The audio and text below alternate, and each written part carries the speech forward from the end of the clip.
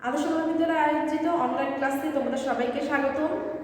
আমি সৈয়দা আয়েশা সিদ্দিকা, প্রভাষক দর্শন বিভাগ। আমি তোমাদের যুক্তিবিদ্যার ইন্টারমিডিয়েট প্রথম বর্ষের যুক্তিবিদ্যার উপরে ক্লাস নিব। যুক্তিবিদ্যাতে আমরা প্রথম পত্রের প্রথম অধ্যায়, দ্বিতীয় অধ্যায়, তৃতীয় অধ্যায়, প্রথম দুই অধ্যায় শেষ হয়েছে, তৃতীয় অধ্যায় আমাদের চলতেছে। তৃতীয় অধ্যায়টা আমরা আর একটা ক্লাস নিলে শেষ হয়ে যাবে। তো তৃতীয় অধ্যায় যেহেতু অনেকগুলো টপিকস, আমরা একটু একটু করে আগাচ্ছি।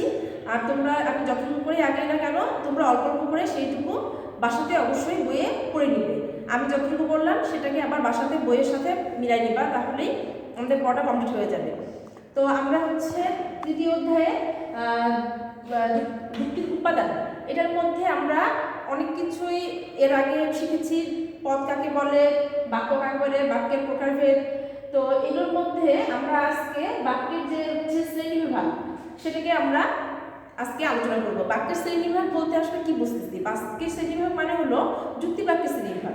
আমরা যে বলেছিলাম যে যুক্তি বাক্য, আমাদের আলোচ্য বিষয় কিন্তু যুক্তি বাক্য আর যুক্তি বাক্যেরই শ্রেণীবিভাগ।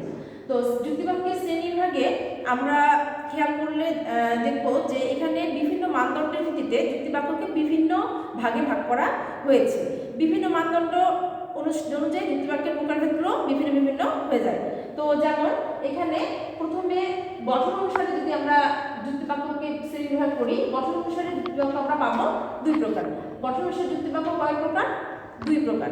একটি হলো সরল যুক্তি বাক্য এবং অপরটি হলো যৌগিক যুক্তি বাক্য। সরল যুক্তি বাক্য ও যৌগিক যুক্তি বাক্য। তো সরল যুক্তি বাক্যটা কিরকম? সরল যুক্তি বাক্যের গঠন কিরকম হবে? যেখানে একটি উদ্দেশ্যপদ এবং একটি বিধিপদ দিয়েই সেই যুক্তি বাক্যটি গঠিত হবে, সেটাকে আমরা বলবো সরল যুক্তি বাক্য। সরল যুক্তি বাক্য অর্থাৎ যেটাতে বেশি উদ্দেশ্য এবং বেশি বিধেয় থাকবে না, একের অধিক বিধেয় এবং উদ্দেশ্য থাকবে না। যেমন রহিম হয় বুদ্ধিমান, এই যুক্তি বাক্যটিতে রহিম হয় বুদ্ধিমান, এখানে উদ্দেশ্যপদ একটি এবং বিধেয়পদ একটি, এবং বাক্য এখানে যুক্তিবাক্য এখানে আমরা একটি পাচ্ছি। সুতরাং এটি একটি সরল যুক্তিবাক্যের উদাহরণ। এরপরে যৌগিক যুক্তিবাক্য। যৌগিক যুক্তিবাক্য শব্দটার সাথে যৌগিক যুক্তিবাক্যের গঠনেরও মিল রয়েছে। যৌগিক মানে যেখানে একের অধিক বিষয়কে বোঝায়, ঠিক তেমনি যেমন আমি যদি বলি যে রহিম হয় বুদ্ধিমান ও সৎ, এখানে আমি একসাথে কিন্তু এই যুক্তিবাক্যগুলোকে যদি আমি ভেঙে লিখি, তাহলে আমরা এখানে একসাথে দুটো যুক্তিবাক্য পেয়ে যাব। যেমন রহিম হয় সৎ, আবার রহিম হয় বুদ্ধিমান। এখানে কিন্তু আমরা একের অধিক বিধেয় পাচ্ছি, অর্থাৎ এখানে যখনই একের অধিক উদ্দেশ্য বা বিধেয় হয়ে যাবে, তখনই সেটি হয়ে যাবে একটি যৌগিক উদাহরণের একটি বাক্য। তো এরপরে আমরা যাচ্ছি গঠন অনুসারে পেলাম আমরা দু প্রকার। এরপরে আমরা গুণের ভিত্তিতে যুক্তিবাক্য কয় প্রকার সেটাকে পাবো। গুণের ভিত্তিতে যুক্তিবাক্য হলো দুই প্রকার। গুণের ভিত্তিতে যুক্তিবাক্য যখন দু প্রকার হবে, তখন আমরা দেখবো যে গুণটাকে আমরা এখানে আমাদের মুখ্য বিষয়, গুণের উপর নির্ভর করে আমরা এখানে যুক্তিবাক্যটিকে শ্রেণীবিভাগ করবো। তো গুণের ভিত্তিতে আমরা দেখলাম যে একটি হলো সদর্থক যুক্তিবাক্য, অপরটি হলো নয়অর্থক যুক্তিবাক্য। এটিকে বলতেছি আমরা সদর্থক এবং আরেকটি বলছি আমরা নয়অর্থক।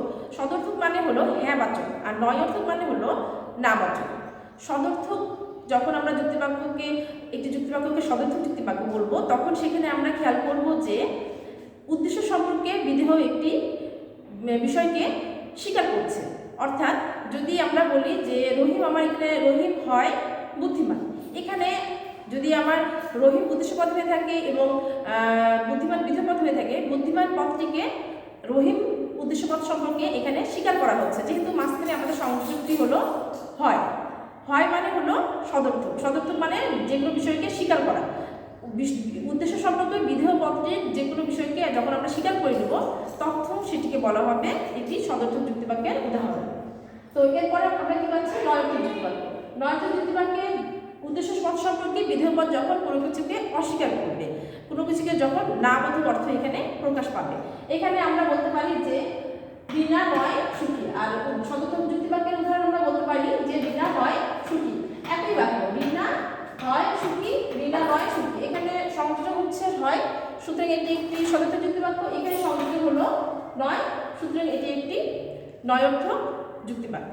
অর্থাৎ গুণের ভিত্তিতে, অর্থাৎ বিষয়টি এখানে সুখী এই বিধেয়পদটিকে আমরা রিনা সম্পর্কে কি করছি?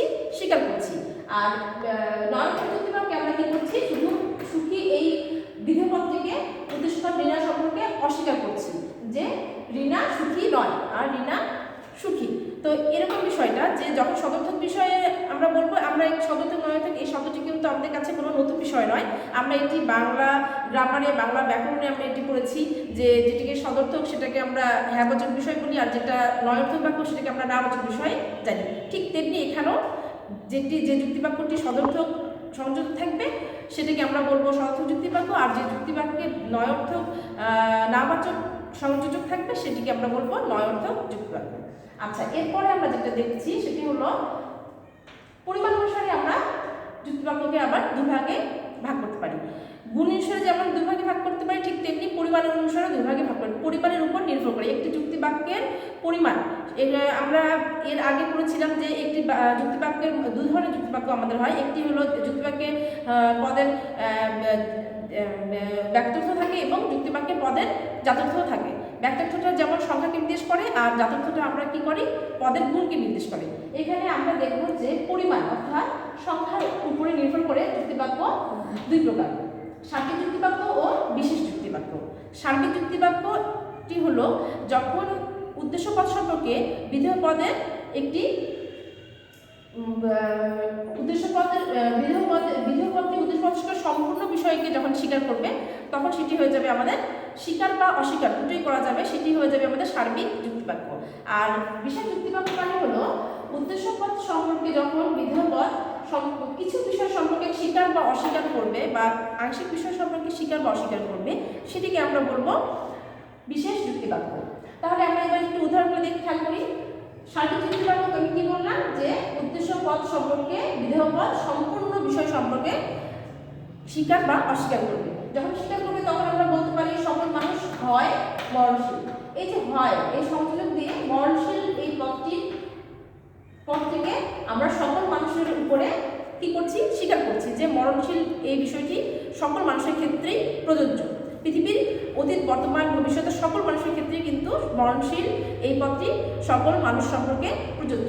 আর যখন আমরা সার্বিক বিষয়টিকে অস্বীকার করবো সেটিকে বলবো কোনো মানুষ নয় অমর। এখানে আমার সংযোজন হচ্ছে নয়, এবং অমর পদটি কোনো মানুষের উপরে আমরা কি করছি, অস্বীকার করছি। সার্বিক সম্পর্কে কোনো মানুষ সম্পর্কে অস্বীকার করছি।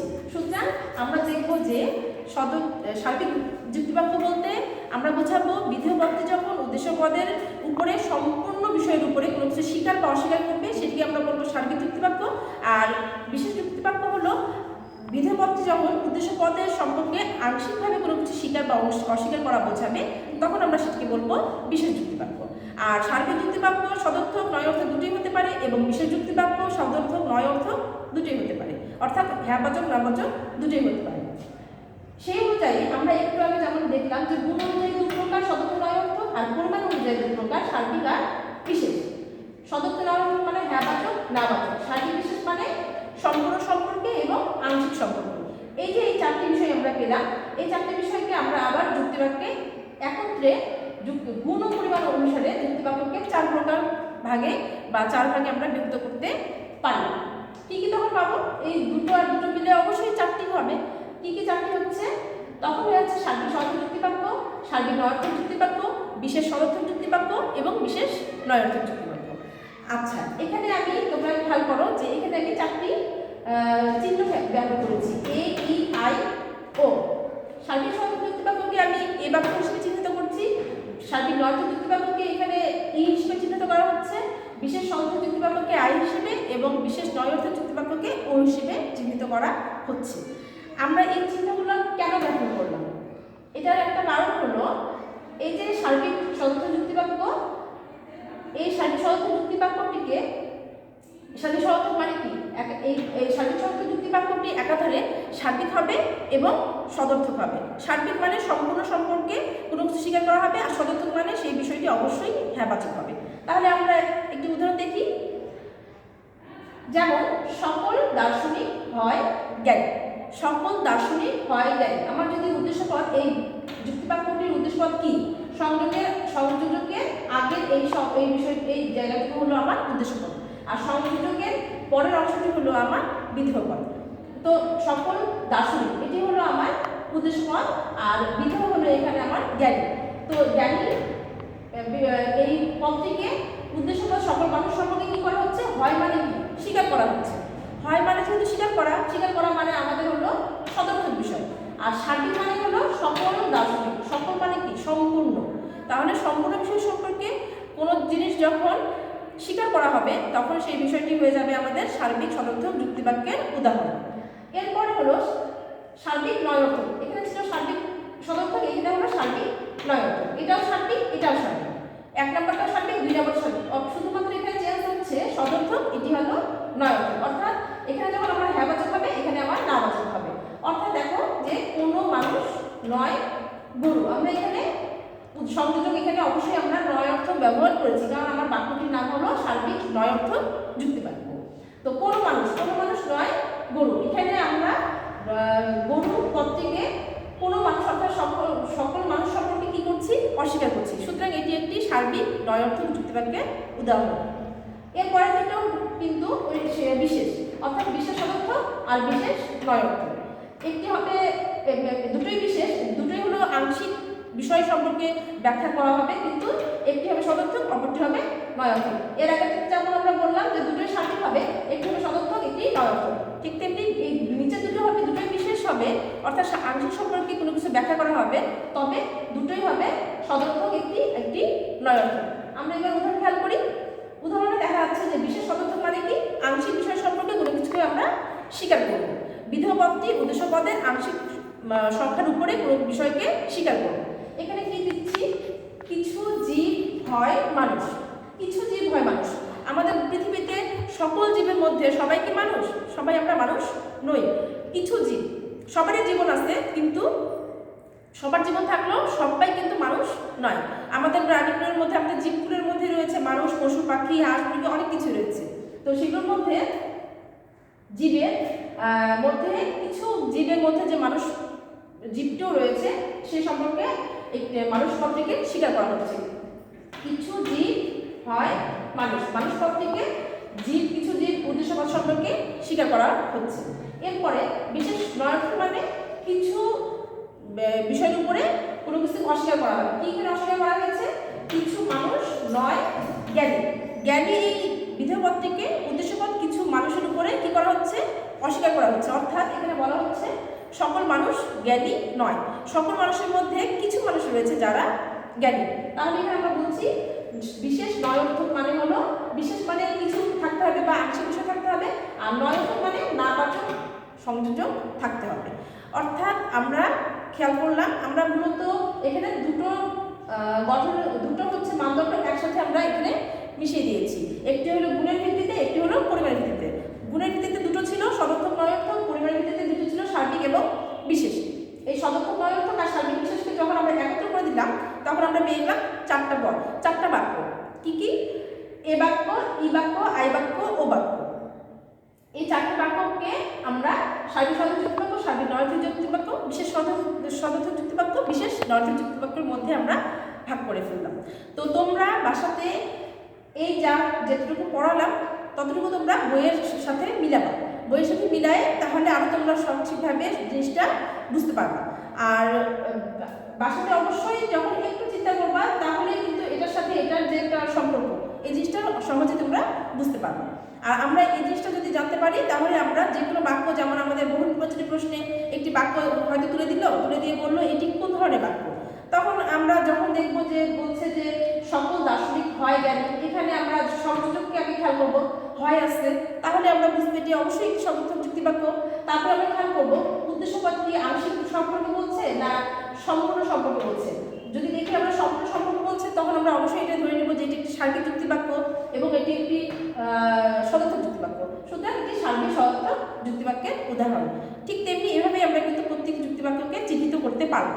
তো আমাদের যুক্তিবাক্যের মধ্যে যতগুলো গঠন আছে, তার মধ্যে আমরা এই চারটি গঠন আমরা চারটি ভাগে, চারটি গঠনের বাইরে আর কোনো গঠন নেই। এই হচ্ছে গুণ পরিমাণ অনুযায়ী এই চারটি গঠনের মধ্যে আমরা সব যুক্তিবাক্যকে পেয়ে যাব। তো আমরা আজকে এই পর্যন্তই ক্লাস ক্লাসটা শেষ করব। এরপরে আমরা যুক্তিবাক্যের ব্যাপ্যতার নিয়মটা করব এবং হচ্ছে যে কোনো বাক্যকে যুক্তিবাক্য কীভাবে রূপান্তর করতে হয় সেটি করব। দিয়ে আমাদের এই অধ্যায়টা আমরা শেষ করে ফেলবো আগামী ক্লাসে। তারপরে আমরা চতুর্থ অধ্যায়ে চলে যাব। তো তোমরা ততদিন পর্যন্ত ভালো থাকো, বাসাতে পড়াশোনা করো এবং স্বাস্থ্যবিধি মেনে চলো। বাইরে গেলে অবশ্যই মাস্ক পরিধান করবে। আশা রাখি তোমরা ভালো থাকবে। আল্লাহ হাফিজ।